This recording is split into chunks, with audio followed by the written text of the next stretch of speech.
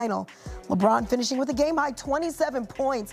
Wasn't quite enough. Meanwhile, Chet leading the way for OKC with 24 as Thunder take game one. Game two, an opportunity for the Lakers to climb back, but they'll have to focus on that Thursday. And we're back joined by CBS Sports NBA analyst John Gonzalez. And John, the Lakers, they came in as the biggest underdogs of LeBron's career. And I'm going to say, for a while, LeBron gave him a little bit of life, but there in the fourth quarter, OKC just looked deeper. They looked faster, just like the more complete team. But did game one feel like the Thunder just simply confirmed the gap that we knew about coming into this game? Yeah, they really did. I mean, that was light work. We were talking a little bit about this before we came on air, where it was like, oh, the Lakers gave them a little bit of a game. But at no point did I think, oh, the Lakers are actually going to win this thing, or the Oklahoma City was in danger of losing it. In the pregame show, you asked me what would have to happen. And I said, well, a whole bunch of things for the Lakers to be in this, right? You need a big effort from LeBron. He was great tonight, had 27 points, 6 assists. He was efficient. He limited his turnovers, which was a problem in the previous round. DeAndre Ayton, he was going to have to play well. He had a double-double. Marcus Smart was going to have to chip in. He was really good tonight. He also limited his turnovers. He had 4 steals, 12 points. And then SGA. SGA was just a guy tonight. 18 points, 7 turnovers, a very un-SGA-like game, right? So you'd think, okay, the Lakers should be in this. They lost by 18. This is just what Oklahoma City does to teams. They turn the Lakers over 18 times, turn that into 20 points. Chet Holmgren had a big game. Isaiah Hartenstein was really good. Oh, by the way, here comes Jared McCain, a guy that the Sixers didn't want and gave away, and he goes for 12 points, and he's hitting threes all over the place, and he's smiling, and that's the difference between Oklahoma City and the Lakers. The Lakers have to be perfect, and Oklahoma City just has to go out and play. Okay, but when LeBron does get you 27 and the game still gets away, is this just the reality of this Lakers team right now? LeBron, he can still give you some stretches, but without Luka, without your full cast of characters and healthy characters, they need almost everything, like you said, to be perfect against the Thunder. Yeah, I mean, I don't know what more you could ask from 41-year-old LeBron this postseason. He's been playing great for the most part, and I mentioned the turnovers against the Rockets. Well, tonight he limited those, and he was super efficient. And here's the thing. He can only do so much, right? He did help raise the level of Rui Hachimura. He did help raise the level of DeAndre Ayton and Marcus Smart. Austin Reeves is back. He's dealing with that oblique injury. He was not himself tonight. And unless you get really good Austin Reeves that you got earlier in the season when Austin Reeves was the 1A option and the Lakers were basically saying, hey, LeBron, you're going to be third in usage rate, and you're going to do all the other stuff, and you're going to be the best role player in the NBA. Unless Austin Reeves is really that 1A option that he was when Luka and Austin Reeves were healthy, then the Lakers are going to have a really tough night and a really tough series against an Oklahoma City team that is just so much deeper and so much more talented at both ends of the floor. He shot Austin Reeves tonight 3 for 16. That's not going to get it done. You're never going to be able to beat the Oklahoma City Thunder in their gym, where they've only lost 7 times all year, unless Austin Reeves gets super hot, and he was super cold tonight. Okay, so let's say Austin Reeves does get back to being that 1A. What other adjustments do you see that the Lakers would need to do heading into game 2 to give them any type of chance in this? Yeah, I mean, we discussed it, but you need hot LeBron. You got that tonight. You need Austin Reeves to be hot. You have to limit the turnovers. Everybody says this about playing Oklahoma City. It's so much easier said than done, but you can't turn the ball over 18 times and give them 20 points. They feast off of that. That's where they get, they generate so much offense is out of those live ball turnovers off of their defense. And again, easier said than done, because you're dealing with in the front court Isaiah Hartenstein and Chet Holmgren, who is just a monster defensively. And then they swarm you with their wing defenders, Kason Wallace, Alex Caruso, just up and down the Lou Dort, guys who don't really necessarily pop in the box score after a game, who just in game, when you're watching it live, you're like, oh man, that is a tough assignment for the Lakers to get past. And then beyond all that, you got to shoot the ball better. They only shot 42% from the floor, just 33% from deep. That's not going to cut it. And on a night when they did a great job defending SGA, turning him over 7 times, you're thinking, okay, that's a good start. Not nearly enough. All of these things have to come together at the same time. It's got to be a perfect storm every single game for the Lakers, and tonight it wasn't. Okay, John, just one last thing really briefly before I let you go. We talked pregame. You did not even give the Lakers a fighting chance of a gentleman's sweep. Now, what we saw through, I'm going to say 3 quarters, did game 1 maybe change how you might view them the rest of the series? Are you going to give them 1 game at least? I guess that's what I'm asking. I'm not. If anything, it confirmed what I thought, because before we came on, I said, oh, well, at least the Lakers covered the spread. This is how easy the game went for Oklahoma City. I just looked and I'm like, oh, no, they didn't actually. No. They didn't cover the spread. They won. Oklahoma City won by 18. This was light work for Oklahoma City. Imagine if they were actually trying. It's bad news for the Lakers. Okay. Bad news for the Lakers, but they can dust themselves off and try again. Game 2 Thursday. And, John, you'll be all over it and expecting the same result. Appreciate you, my friend.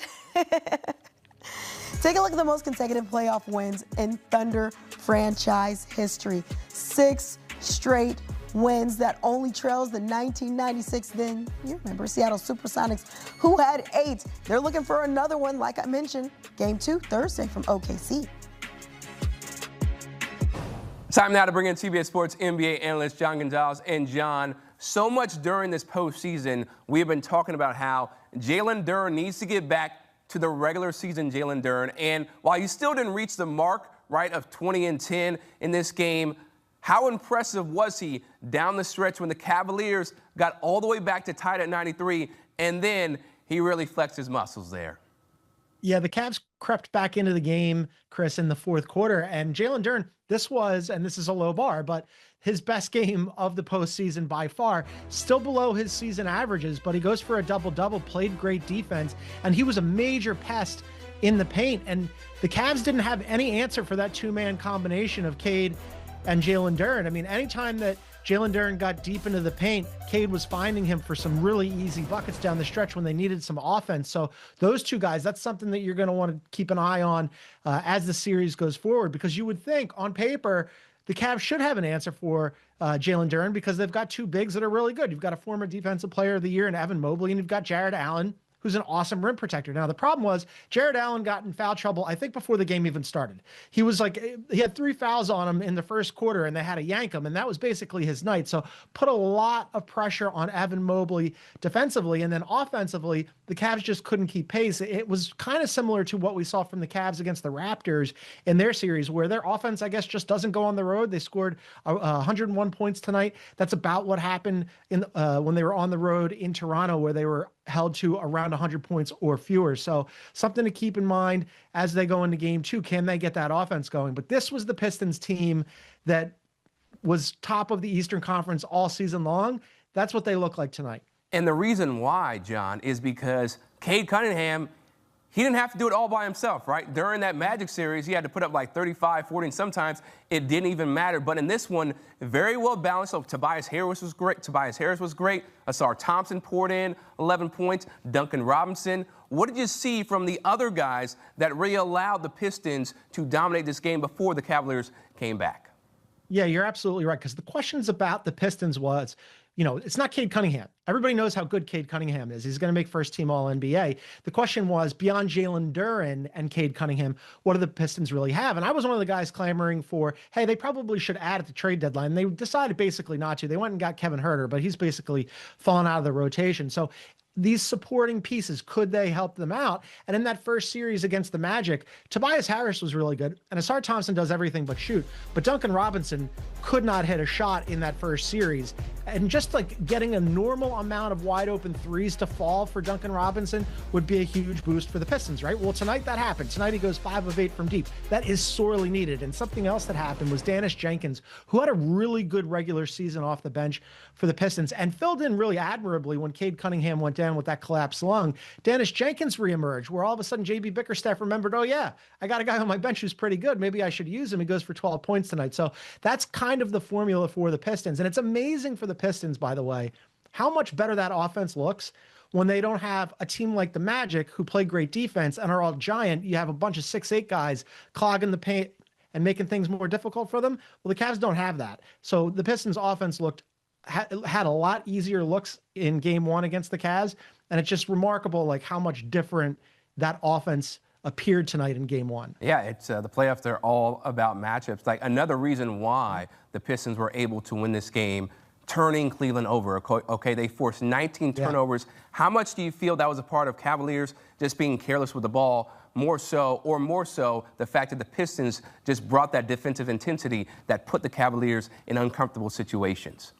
Yeah, it's a little bit of both, right? I mean, the Cavs had sort of like a warm up for this series by playing the Raptors because the Raptors like to play through their defense and they like to turn you over as well. But the Pistons are just better at it. They had the second best defense in the NBA during the regular season. And tonight they turned the Cavs over 20 times and turned that into 31 points.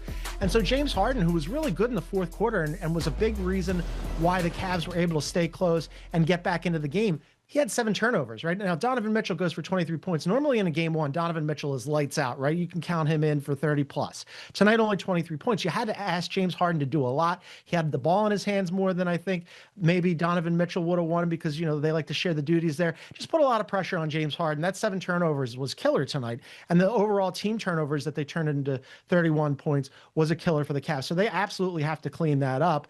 It's a level up. I mean, the Raptors, they do that pretty well. The Pistons, they do that better than almost anybody, better than everybody except for Oklahoma City. Yeah, and that's why they are the 1 seed in the East. So turning the ball over is something that the Cleveland Cavaliers are going to have to fix in game 2. But what's another area that they're going to have to fix to make sure they don't go down 2-0 going back to Cleveland? Yeah, Evan Mobley and Jared Allen got to be better. Jared Allen cannot get into foul trouble that early. Evan Mobley has to play better defense on Jalen Duren. Definitely have to slow that down, that 2-man combination between Cade Cunningham and Jalen Duren. And here's the other thing. They put the Pistons on the line a ton tonight. The Cavs went to the line, made 15 of 16, 94%. Pretty good, right? Guess what? The Pistons doubled them up in free throw attempts. I mean, they were just fouling the Pistons left and right tonight. So they cannot give them that many easy points. Now, the Pistons did them a little bit of a favor tonight by missing 8 of their free throws, and that could have come into factoring in how this game was decided. But luckily for the Pistons, they made enough shots that they won this thing by double digits. But when the Cavs were getting back into the game, I was looking at that free throw disparity going, oh man, I wonder if the Pistons are going to regret missing that many free throws or if the Cavs are going to regret putting them on the line that much. So that's something the Cavs definitely have to clean up. And the Pistons got to make more shots when they do get to the line. Yeah, the Pistons shot 35 free throws, and as you mentioned, only made 27. So yeah, definitely want to make all your free throws. John Gonzalez, always appreciate the insight, man. Take care. And so with the win over the Cavaliers, the Pistons snap a 12-game playoff losing streak against the Cavaliers. And that's tied for the most in NBA history when you think about head-to-head win streaks. Cavaliers had won 12 in a row dating back to 2007. But on this night, the Pistons are able to get it done, winning 111-101.